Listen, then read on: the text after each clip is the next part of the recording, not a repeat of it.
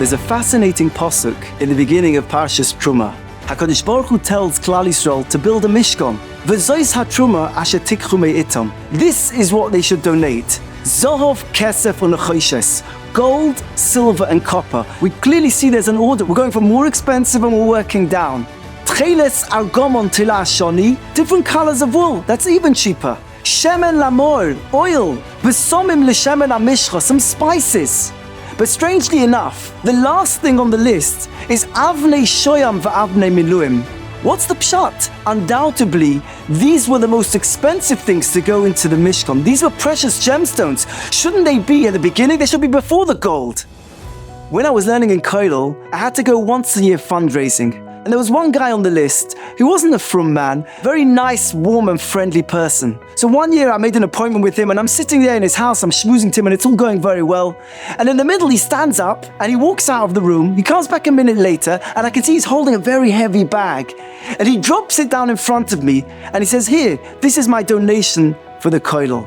I look into the bag and I can see hundreds and hundreds of coins. £2 coins, £1 coins, 50 pences, 10 pence, 20 pieces, and a wad of notes. So he tells me, last year when you left my house, I thought to myself, wouldn't it be a nice idea if I could give every coin, every bit of change in my pocket, every night, I'll set it aside for the Kollel. He says, in that bag over there is every penny of change from the entire year.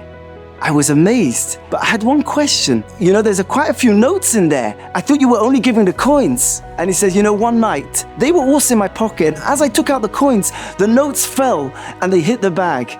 Once they touched the bag, I didn't have the heart to take them out. I was blown away. Mika Amcha Yisrael. I came back to Kollel and we counted up the money, and it came to £987 and 10 pence. Now I ask you, is there any difference between that Yid and a man who would just write me out a check for £987? Both are giving the same amount, but I think we would all agree that the one who gives those coins every night, that's a different level of giving. There's so much more devotion.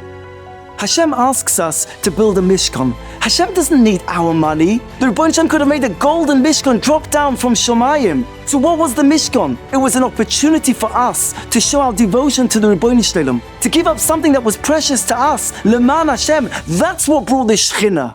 And that's why, says the Orach Chaim, the Avnei Shoyam v'Avnei Miluim were mentioned last. Because where did they come from? How did Klal Yisrael have them?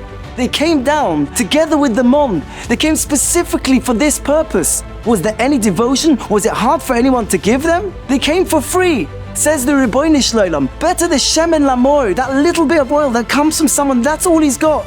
That's more precious to me than the Avnei Shoyam v'Avnei Miluim.